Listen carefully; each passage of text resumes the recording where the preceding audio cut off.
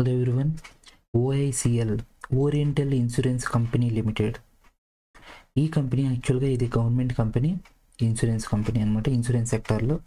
అయితే ఇది administrative officers కోసం అని చెప్పేసి 300 వేకెన్సీస్తో ఒక నోటిఫికేషన్ రిలీజ్ చేసింది ఈరోజు. అసలు ఈ నోటిఫికేషన్లో ఇంపార్టెంట్ డేట్స్ ఏంటి, మనకి ఏజ్ ఉందా లేదా, ఎడ్యుకేషనల్ క్వాలిఫికేషన్ ఏంటి, ఎగ్జామ్ ప్యాటర్న్ ఎలా ఉంటుంది, దీనికి శాలరీ ఎంత వస్తుంది, సో ఇవన్నీ డిస్కస్ చేద్దాము. సో ఇవన్నీ డిస్కస్ చేసే ముందుగా hi everyone, welcome to Sachi academy. This is Sachi. Like చేయండి, షేర్ చేయండి మీ ఫ్రెండ్స్కి, కామెంట్ చేయండి. Please give your feedback also. ఏమైనా డౌట్స్ ఉన్నట్లయితే కామెంట్ సెక్షన్లో కామెంట్ చేయండి. Subscribe to my channel, support చేయండి ప్లీజ్. సో వీడియో స్టార్ట్ చేసేద్దాము. అసలు 300 ఏఓస్ అంటే అడ్మినిస్ట్రేటివ్ ఆఫీసర్స్ అంట. అంటే అడ్మినిస్ట్రేటివ్ ఆఫీసర్స్ అంటే ఏఏఓ ఉంటుంది కదా, ఎల్ఐసి ఏఏఓ అలా వినే ఉంటారు. అంటే అది వచ్చేసరికి అసిస్టెంట్ అడ్మినిస్ట్రేటివ్ ఆఫీసర్, దానిపైన క్యాడర్ ఇది ఏఓ. అయితే ఎక్స్క్యూజ్ మీ, 300లో 285 వచ్చేసరికి జనరలిస్ట్ ఉన్నాయి. జనరలిస్ట్ అంటే జనరల్గా డిగ్రీ చదివితే సరిపోతుంది. 15 వచ్చేసరికి హిందీ ఆఫీసర్స్ ఉన్నాయి. అయితే ఇంపార్టెంట్ డేట్స్ కనుక చూసుకున్నట్లయితే ఈరోజు 1 డిసెంబర్ నుంచి స్టార్ట్ చేస్తుందని చెప్పాడు. కానీ ఇక్కడ ఆల్రెడీ కొరిజెండం అనేది ఒకటి రిలీజ్ చేశాడు. 1 డిసెంబర్ కాదు, 3 డిసెంబర్ నుంచి అప్లికేషన్ అనేది స్టార్ట్ చేస్తున్నాడు.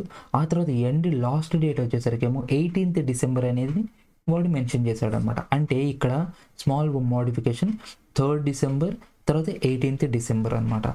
తర్వాత టెంటేటివ్ డేట్ ఎగ్జామ్ కనుక చూసుకున్నట్లయితే ఇక్కడ బేసికల్గా మొత్తం 3 స్టేజెస్. టైర్ 1 ఉంటుంది, టైర్ 2 ఉంటుంది, ఇంటర్వ్యూ ఉంటుంది. టైర్ 1లో క్వాలిఫై అయితే టైర్ 2కి వెళ్తాము. టైర్ 2 క్వాలిఫై అయితే ఇంటర్వ్యూకి వెళ్తాము. ఫైనల్గా టైర్ 2 ఇంటర్వ్యూ బేస్ చేసుకొని సెలక్షన్ జరుగుతుంది. అయితే టైర్ 1 ఎగ్జామ్ ఏమో 10th జనవరి 2026 అంటే నెక్స్ట్ డిసెంబర్ స్టార్ట్ అయిపోయింది కదా, నెక్స్ట్ మంత్ 10th ఎగ్జామ్ ఉంటుందన్నమాట. ఆ తర్వాత టైర్ 2 కనుక చూసుకున్నట్లయితే 28th ఫిబ్రవరి. ఇది వచ్చేసరికేమో వేకెన్సీస్ బ్రేకప్ 285 వేకెన్సీస్ అని అనుకున్నాం కదండి జనరలిస్ట్. అవి వచ్చేసరికి 123 అన్రిజర్వ్డ్ కేటగిరీలో, OBC 68, SC ST ST, economically weaker section, PWBD. Okay. అయితే అసలు ఫస్ట్ ఆఫ్ ఆల్ ఇక్కడ వీడు కొన్ని కండిషన్స్ ఇచ్చాడు అనమాట. అసలు యూజువల్గా ప్రొబేషన్లో ఉంటారు. అఫ్కోర్స్ ఏ జాబ్ అయినా, ఎనీ గవర్నమెంట్ జాబ్, ఒక బ్యాంక్ జాబ్ కాదు, ఇన్సూరెన్స్ జాబ్ కాదు, ఈవెన్ సెంట్రల్ గవర్నమెంట్ జాబ్ అయినా కానీ మనకి ప్రొబేషన్ అనేది ఉంటుంది అనమాట. కానీ ఇక్కడ వీడు అంటున్నాడు 1 year ప్రొబేషన్ అనేది ఉంటుంది. ఆ తర్వాత 6 months కింద మేము స్ట్రెచ్ చేస్తాము అవసరమైతే. కానీ అది ఎప్పుడు అంటే ఒక ఎగ్జామ్ అనేది జరుగుతుందట. అంటే నాన్ లైఫ్ లైసెన్షియేట్ ఎగ్జామినేషన్ అనేది జరుగుతుంది. అందులో కనుక మనం క్వాలిఫై అయిపోయినట్లయితే డైరెక్ట్గా మనకి కన్ఫర్మేషన్ అనేది వస్తుంది. ఒకవేళ కనుక లేకపోయినట్లయితే ఇలాగా ప్రొబేషన్ అనేది ఎక్స్టెండ్ చేసి ఆ తర్వాత ఎగ్జామ్ రాయమంటాడు. ఆ తర్వాత క్వాలిఫై అవ్వాలి. బట్ ఐ థింక్ నేను విన్న దాని ప్రకారం ఈ ఎగ్జామ్ అనేది మరీ అంత టఫ్గా ఉండదు, ఈజీగా క్వాలిఫై అయిపోవచ్చు అని చెప్పేసి నేను విన్నాను. అయితే తర్వాత బాండ్ అనేది ఉందండి. ఇది చాలా జాగ్రత్తగా వినండి. బాండ్ వచ్చేసరికి 4 yearsకి అనేది మనము బాండ్ సైన్ చేయాలి. ఒకవేళ బ్రేక్ చేసినట్లయితే అప్పుడు 1 year గ్రాస్ శాలరీ అనేది పే చేయాలి. అయితే ఈ 4 years అనేది ఇంక్లూడింగ్ ప్రొబేషన్ పీరియడ్ కౌంట్ చేస్తున్నాడు అనమాట. అది నిజంగా ఒక రకంగా మంచి ఇష్యూ. అయితే మనకి శాలరీ ఎంత వస్తుంది, బేసిక్ పే అనేది 50,000 వస్తుందండి. కానీ టోటల్ ఎమ్మెల్మెంట్స్ మొత్తం కలుపుకొని మనకి 85,000 వరకు వస్తుంది అనమాట పర్ మంత్. అయితే ఎడ్యుకేషనల్ క్వాలిఫికేషన్ కనుక చూసుకున్నట్లయితే జనరలిస్ట్కి వచ్చేసరికేమో గ్రాడ్యుయేషన్ అంటే మన ఎనీ డిగ్రీ వాళ్ళకి అనమాట, వాళ్ళకి వచ్చేసరికి 60% ఆఫ్ మార్క్స్ అనేది ఉండాలి, 60% వచ్చి ఉండాలి. అది ఎస్సీ ఎస్టీ కనుక అయినట్లయితే 55% వస్తే సరిపోతుంది, 55%. ఇక హిందీ వాళ్ళకి వచ్చేసరికేమో ఇక్కడ ఒకసారి చూసేసేయండి. హిందీ వచ్చేసరికేమో with English as a compulsory. అంటే మెయిన్లీ ఐ థింక్ హిందీ స్ట్రీమ్లో వెళ్తూ ఉంటుంది ఇది. ఓకే, నేను మెయిన్గా ఎనీ డిగ్రీ మీద ఫోకస్ చేశానండి. తర్వాత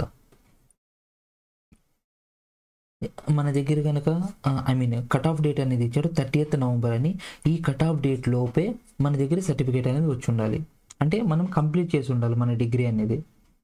తర్వాత ఏజ్ వచ్చేసరికి ఏమో 21 to 30 years అనమాట. ఇక్కడ కట్ ఆఫ్ డేట్ వచ్చేసరికి 30th November 2025. ఇక్కడ క్లియర్గా ఇచ్చాడు చూడండి.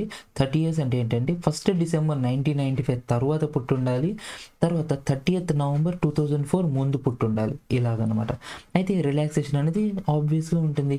ఎస్సీ ఎస్టీకి ఏమో 5 years ఉంటుంది, ఓబీసీకి ఏమో 3 years ఉంటుంది, పీడబ్ల్యూడీకి వచ్చేసరికి 10 years ఉంటుంది. అలాగా ఒకసారి చూసేసేయండి.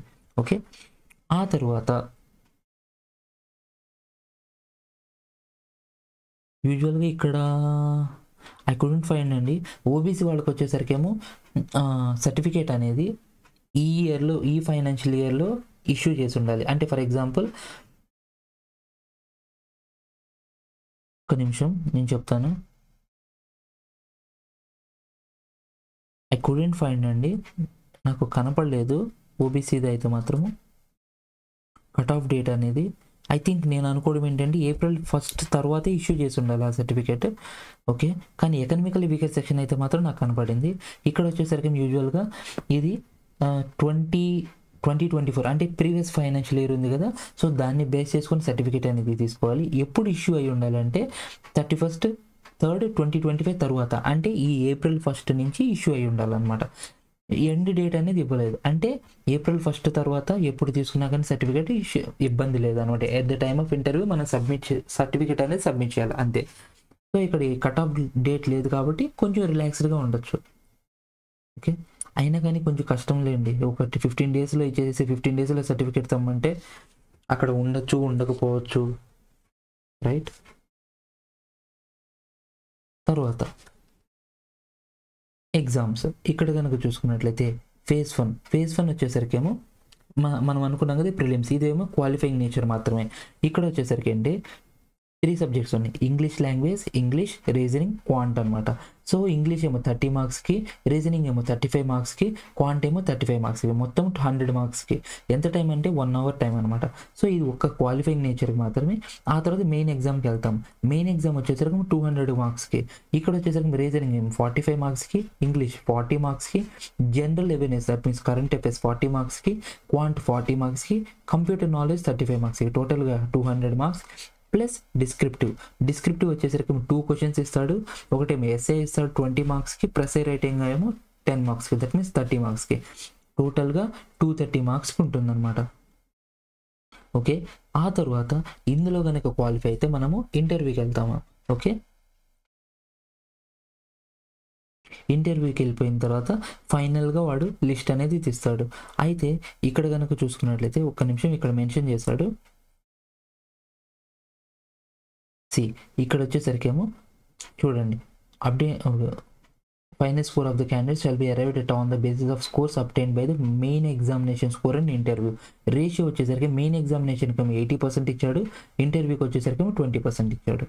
ఓకే, ఆ తర్వాత ఫీ అండి, అప్లికేషన్ ఫీ కనుక చూసుకున్నట్లయితే ఎస్సీ ఎస్టీకి వచ్చేసరికి 250 rupees అనమాట. తర్వాత మిగతా వాళ్ళకి జనరల్ క్యాండిడేట్స్ కానీ లేకపోతే ఓబీసీ వాళ్ళకి కానీ ఎక్స్ సర్వీస్ మెన్ ఇక్కడ 250 ఇవ్వలేదు కాబట్టి సో వాళ్ళు కూడా 1000 rupees పే చేయాలి, ఇంక్లూజివ్ ఆఫ్ జిఎస్టీ, అంటే జిఎస్టీతో కలుపుకొని అని చెప్పాడు. తర్వాత examination centres. Okay, I hope almost అంతా కవర్ చేసేసానండి ఈ నోటిఫికేషన్లో. That's it. అంతే అండి, ఇంపార్టెంట్ డీటెయిల్స్ అన్నీ మొత్తం ఇవే అండి. ఇంకా ఏమైనా కనుక ఐ హోప్ అన్నీ కవర్ చేసేసాను అనుకుంటాను. ఆల్మోస్ట్ నాకు తెలిసి కవర్ చేస్తాను. ఇంకా మీకు ఏమైనా డౌట్స్ కనుక్కున్నట్లయితే కామెంట్ సెక్షన్లో కామెంట్ చేయండి, లైక్ చేయండి, వీడియోని షేర్ చేయండి.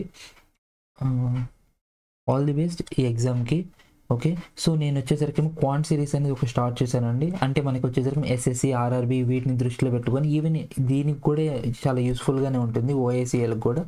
ఎందుకంటే మనకి ప్రిలిమ్స్లో వచ్చేసరికి బేసిక్గా క్వాంటే ఇస్తాడు కాబట్టి మనకి.